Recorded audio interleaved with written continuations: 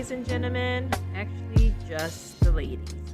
Hi, ladies. Okay, so last episode, we jumped right into preseason training camp and conditioning ourselves to imagine the relationship that we desire. We started diving into the inner work from a mental standpoint.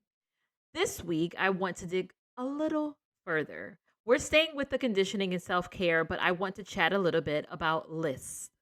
Lists. So when it comes to football, I equate lists to building your roster. This means mapping out the player or players you want on your team. For our purposes, ladies, building our list is preseason of getting your roster in place. Let's talk a little bit about lists, why they work and why they don't work.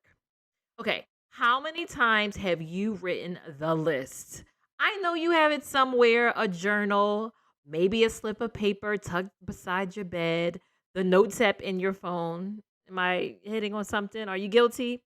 Somewhere, just maybe, you've written a list of your perfect mate. Some of you may have 5 or 10 things on this list. Some of you may have 100. Well, I'm not judging you. Totally not judging you. So let's talk first to the ladies who have written a list before. If you've never written out a list of your perfect man or what you will want in a relationship, stay tuned on the sidelines. I'm coming right back to you. I've written my list quite a few times. I've edited, deleted, revisited. And when I first started out this work on being intentional about dating, my list was obnoxiously long. I'm just going to be honest and put it out there. And it was really more from my ego, if I'm being honest. It was less about what I actually needed to compliment me and more about what I thought from my young-minded fantasy, what maybe I thought was best for me. It may have been best for certain parts of me, but not the full me. My earlier lists, just to be honest, were not sustainable. They were all over the place, girl. As I worked on myself, that's where the editing came into view. It was no longer a vanity laundry list of checkpoints. It was more about alignment. What does my soul need? Who would complement my life and not complicate my life? That is my tagline. It's something that I have subscribed to for years. If you're going to be in my life, you need to complement it, not complicate it. Okay? Amen. Now, in football terms, the right roster makes all the difference for the season ahead. Now, you have to have all of the right elements to make a winning team. By rule, NFL teams are only allowed 53 players on their active roster. And of these 53 players, only 46 of these guys can actually dress up and suit up for the game. From week to week, who hits the football field shifts and changes depending on the strategies and the plays coaching teams have in mind for that game. So essentially, even if you're on the team, you may not suit up every week. And even if you do suit up, you may not see any playing time on the field. In preseason, many decisions are made regarding rosters and strategies. Some players rise up and the coaches see their potential and slot them into plays. Sometimes they get midway through securing a prime spot on the team and then bam, the coaches have a change of heart, a change of mind, and send them to the sidelines. It doesn't mean they're completely out of the game, they're just on the sidelines. But for the most part, teams decide their roster on the type of offense and defense they want to play for that game. And then they fill in the slots based on their player positions. For instance, let's look at this. They may line up 2 quarterbacks, 4 running backs, 6 wide receivers, 3 tight ends, 9 offensive linemen, 9 defensive linemen, 7 linebackers, 10 defensive backs, and a partridge in a pear tree. Were you keeping up with those numbers? It takes a lot to make the magic happen, right? Number 1, Olsen on the carry, picks up a yard, brings up 3rd down and goal. This week, we're making our list. We're building a roster of what we want in our love life. Now, we're not building a makeshift model of a person. That is not what we're doing here. I want us to drill down into the experience of what we want in our relationships. Because to be honest, it is hard pressed to find that one person that fulfills 100% perfectly everything for you. So many come close, don't they? I mean, they are checking off maybe 99% or 89% of the boxes, but there could possibly be that 1% that they maybe won't fulfill in your life.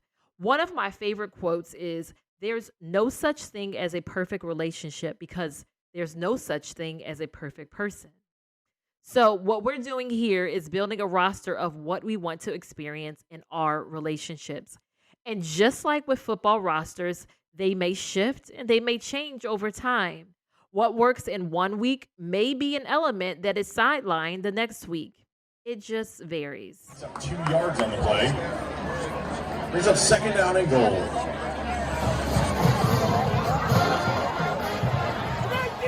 All right, ladies, we are going to review the tape. So, I want you to think of your last few relationships. I want you to make a list of the factors that drew you to your ex mate.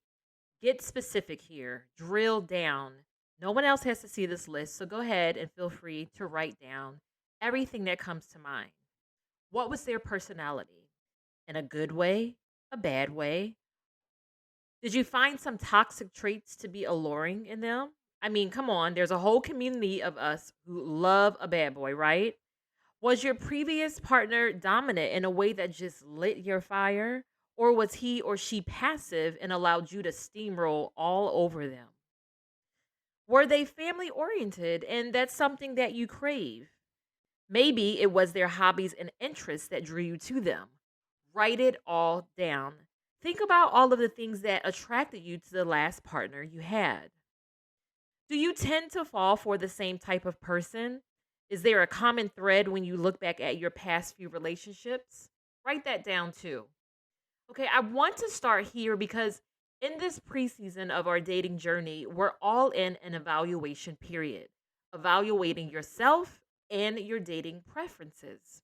So you're not out here alone. Let me share one thing that I've evaluated in my previous relationships. So listen, I am attracted to dominance. A dominant man is my kryptonite. Someone who takes control, who gives off an air of confidence, that is just alluring AF. Whew, it gets me. So I tend to go for men in positions of power or seemingly positions of power. While I'm not saying that this is a bad thing, I've allowed these type of men to dominate my voice in relationships. I lose myself.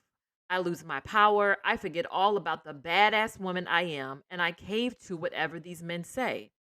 In addition, with these rose-colored glasses on, I don't see the fake personas that these dominant men can wear. I fail to see that their overdominance is sometimes a mask, overcompensating for their true status in life, work, etc. Girl, I believe the hype. And when the hype is all just smoke and mirrors, oh, girl, do better. So once we've examined our last relationship or last few relationships, then we can move on to constructing a list of what we actually want in our next relationship. In an article from Psychology Today, researchers outlined the benefits of making lists. For one, lists are useful because they document what we ordinarily forget. Additionally, while creating lists, a new item can act as a retrieval cue for another item. Each new item on the list can encourage a memory for another important item. And last, lists can help with decision making. Listing reasons for and reasons against a particular option allow us to perceive the decisions all at once without having to keep in mind the entire jumble up of reasons. A few years back, NBC News ran a story on how to use a love list to find your ideal romantic partner. And now this was based on a book, The Love List, A Guide to Getting Who You Want by Elena Morzello. Now, similar to what I said earlier, we sometimes start off with lists that are just random. It's like when you're grocery shopping without a list and you come home and think, girl, what did I actually buy? And then you realize you have a whole bunch of random things that don't actually complement each other. Then you spend the next few days picking up dinner on the way home. Random just doesn't work out. Not with grocery shopping and certainly not with choosing the right romantic partner. So as we dig into crafting our list, also consider that less is more.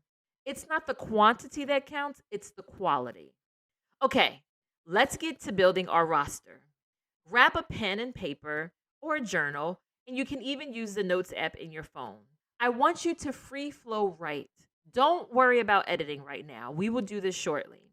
Reflect on things you would like to experience, things you want your partner to embody, elements that are important and essential to you. I want you to consider, what are your absolute deal breakers? What are you not willing to compromise on? What are your core values? Think back to your earlier evaluation of your previous relationships. What were areas where you and your partner not aligned? What do you really, really want and won't settle for less on? Now, once you've exhausted your mind of the various things you want, take a look at the list. Does it include various areas of your life? For me, I think of 6 areas. I think of spiritual, emotional, love language, lifestyle, and moral qualities. Of course, I reflect on what I'm attracted to physically. Though, to be honest, I do give some leniency in this area because I've learned that sometimes the best gifts I've received don't always come in the same wrappings I may have expected. Okay? Now that you have brain dumped, let's go back through the list. Look for some consistencies, but also look for some inconsistencies. I want you to refer to your earlier list from past relationships as guidance for this new list you're creating. You can look back on the things that you previously settled on that you will not allow yourself to settle on again. You can also realize some gaps in what you thought you may have wanted then and what you really need now.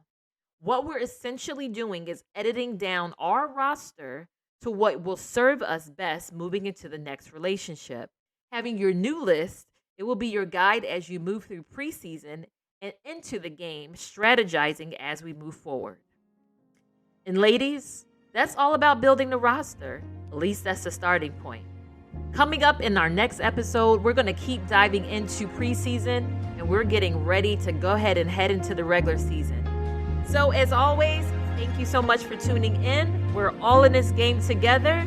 We got this. You got this. I believe in you. Same team. I'm rooting for you.